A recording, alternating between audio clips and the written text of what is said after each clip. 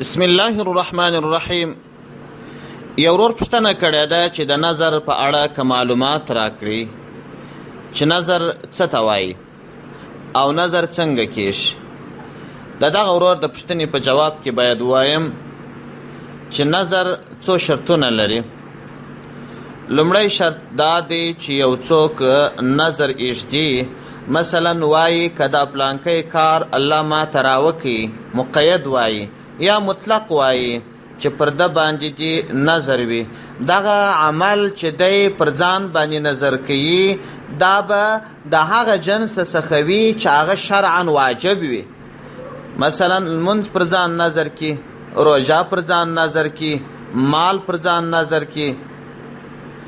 نو که یې داسې نظر کښېښودی چې د هغه د داسې عمل د جنس څخه نه و چې هغه واجب وي، لکه یو څوک پر ځان نظر کښېږدي که دا پلانکی کار وسو پر ده باندې د مریض پوښتنه نظر وي، یا مطلق وایي چې پر ده د مریض پوښتنه نظر وي، دا نظر صورت نه نیسي.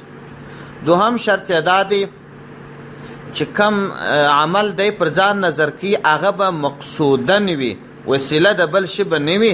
لکه یو څوک چې پر ځان اودس نظر کوي، د اوداسه نظر صحیح نه دی، سجده د تلاوت د دې نظر صحیح نه دی، خپله به هغه مقصودي عبادت وي، لکه لمونځ، روژه، مال صدقه کول او داسې نور. او بل شرط یې دا دی چې دی کم شی پر ځان باندې نظر کوي هغه به پر ده باندې واجب نه وي، یعنې دا چې د پخوا سبا باندې واجب سوی نه دی به اوس پر ځان باندې نظر کوي. التزام د معلم یلتزم، یعنې دا که یو سړی وایي پر ده چې د نن ماپښین لمونځ نظر وي، دا نظر نه صحیح کېږي ځکه د ماپښین لمونځ خو هسې هم پر ده باندې واجب دی. او بل شرط یې دا دی چې نظر به د یو داسې عمل کوي چې د هغه عمل کېدل ممکن وي، هغه نظر صحیح نه دی. چې یو څوک وایي پر ده چې د پرون ورځې روژه نظر وي، دا نظر نه صحیح کېږي.